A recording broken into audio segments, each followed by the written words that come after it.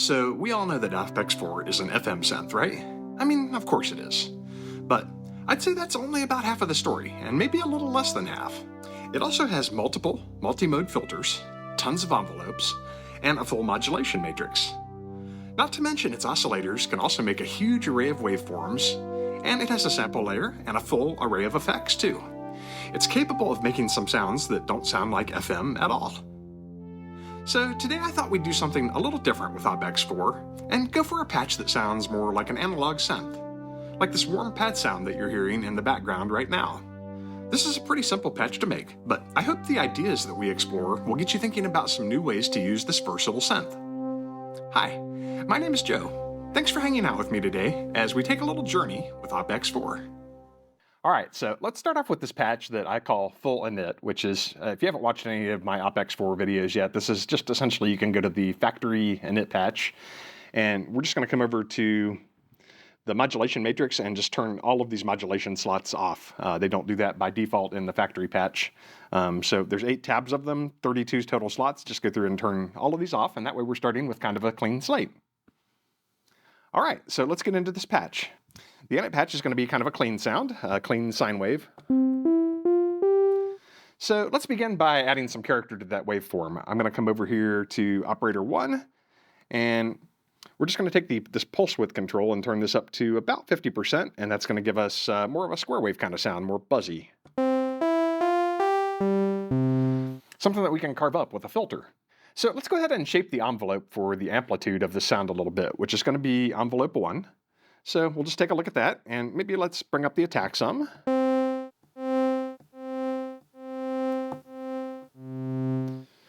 Maybe about 800 milliseconds sounds good to me, and let's also bring up the release a bit. Let's bring that up quite a bit, actually, maybe up to, I don't know, 2500 milliseconds or so.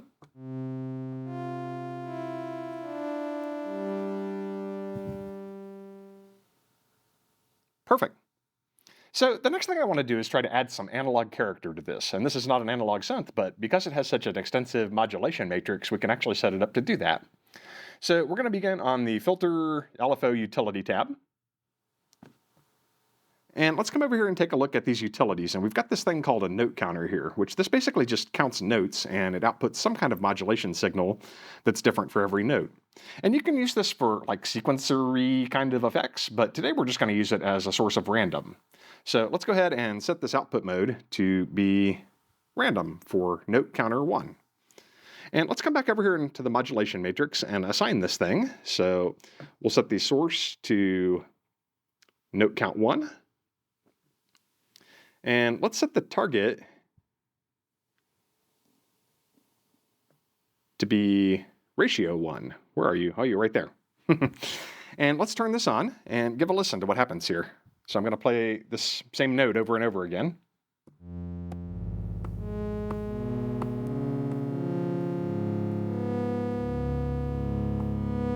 And you can hear it sounds totally busted, right? It's playing like a different note every time I hit that same note. So this is the effect we want, but we actually don't want it to be anywhere near this extreme. So let's turn this modulation amount for slot 1 down a lot, like down to maybe 2% or so.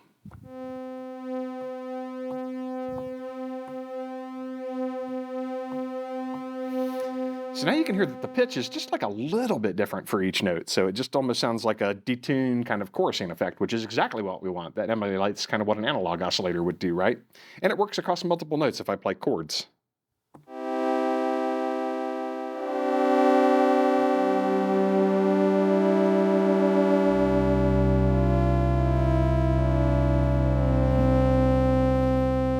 So it just gives it kind of a warm character. Nice, huh? All right, let's get into the filter for this. So we'll come over to the Filter tab. And this is already running through bus 1. That's the default configuration, is that operator 1 by default runs through bus 1, which contains filter 1. And let's go ahead and change this to a low-pass 2 filter. That's a 12 dB per decade filter, and it's a pretty commonly found filter on a lot of analog polysynths. And let's just bring the cutoff for this down some.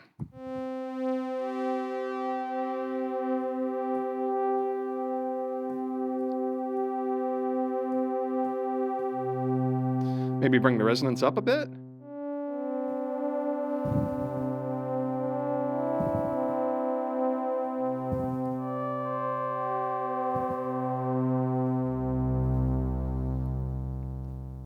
Yeah, I think I like that about there. And let's go ahead and shape that filter with an envelope. I'm going to use envelope 5 for this, and let's go ahead and set this up in the mod matrix first. So we'll choose slot 2, and we'll choose envelope 5, and let's assign that to the filter cutoff, which is cutoff 1. And we'll go ahead and set this one to bipolar, and let's go ahead and turn that on.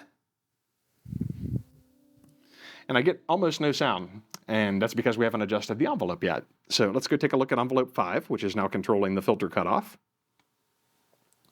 And you've got to kind of watch it with envelopes 5 and 6, especially if you're starting from the init patch, because envelopes 5 and 6, as you can see here, they have this time scale set to 10%. And what that means is that like all of the time values that you see down here are actually going to be 1/10 of the value that what they show on the screens. So as it's set up in the default patch, this is meant to be a really, really snappy envelope.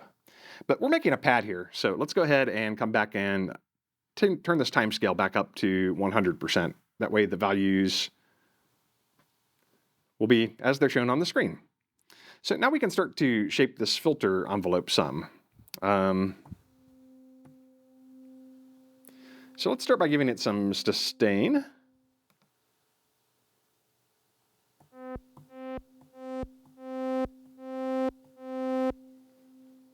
And some release. Let's go ahead and bring that up to match pretty much what the envelope release is for the amp envelope.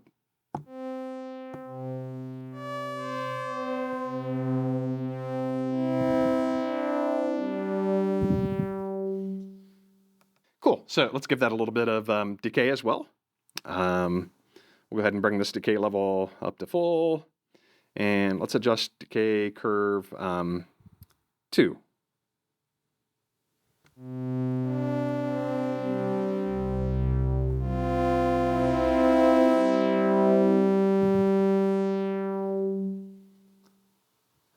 I like that, but let's go ahead and turn that modulation down just a little bit so that it doesn't affect it so strongly.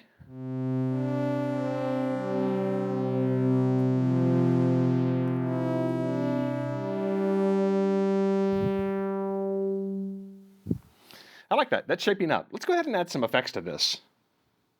Let's come into effects number 1 and let's add a chorus here.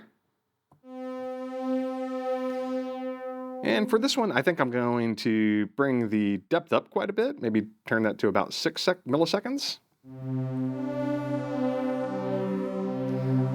Make it nice and thick, but let's turn this rate down quite a bit. It's moving it awfully quickly, this LFO. Let's bring that down to maybe between 0.2 and 3.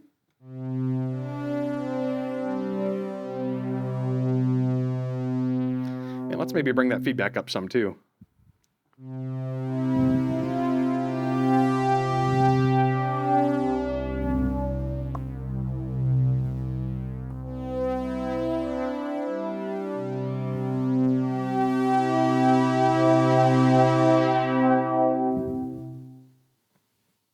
I think I'm going to bring the filter modulation down just a little bit more. Getting a little bit too much sweep in there for me for this patch.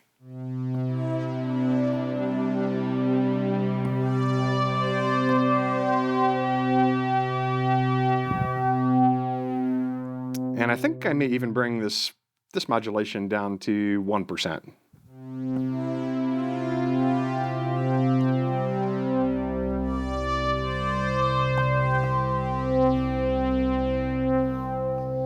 Let's also set this filter up to track the notes up and down. That way we can move the filter as we play higher notes on the scale. The filter will move along with it.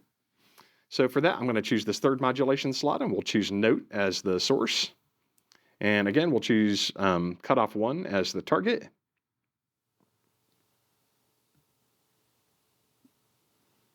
And this can be unipolar. And maybe let's turn this amount down to...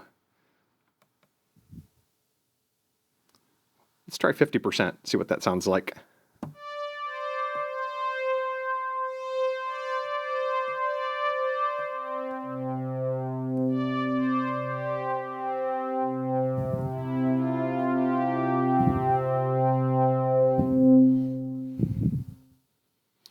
Let's add a little bit of reverb to this. So we'll go into Global Effects 1. Let's choose just the regular reverb. We'll leave it on room. I think I'll bring the time up to maybe 3.5 seconds and bring the mix down maybe to 34.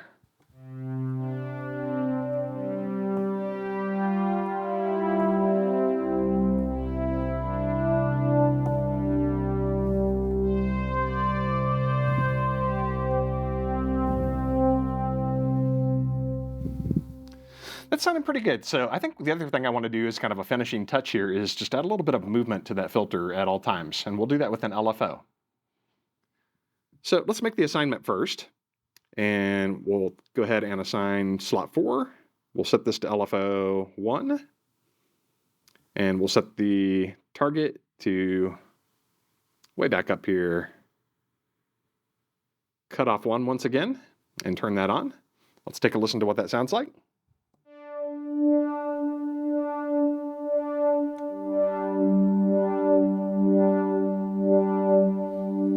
So that's obviously like way too much, right? But let's go ahead and take a look at the LFO. I want to show you something over here.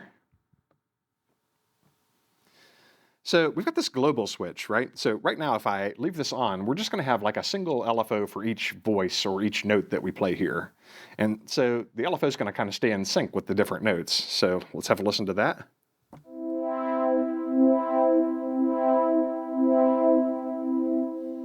But if I turn this setting off, then each voice, or each note in this case, is going to get an independent LFO. So they may go out of sync with each other, and I think that's going to sound a lot more analog-ish.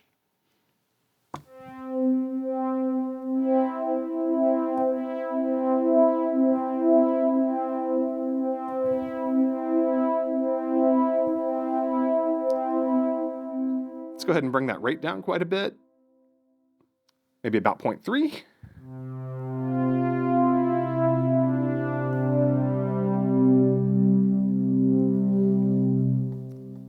That sounds really nice. I do want to bring that level down, like I said, from 100%, and let's bring that down quite a bit. I want this to be kind of subtle, maybe just around 32.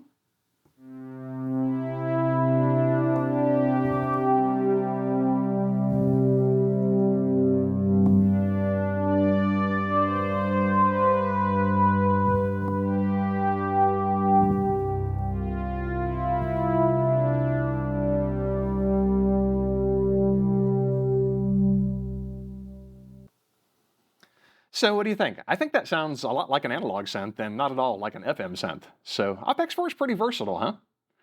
If this video has been helpful for you at all today, it would mean a lot to me if you'd reach out and hit the like button. That just lets me know that I'm hitting the mark with the kind of content that I'm making.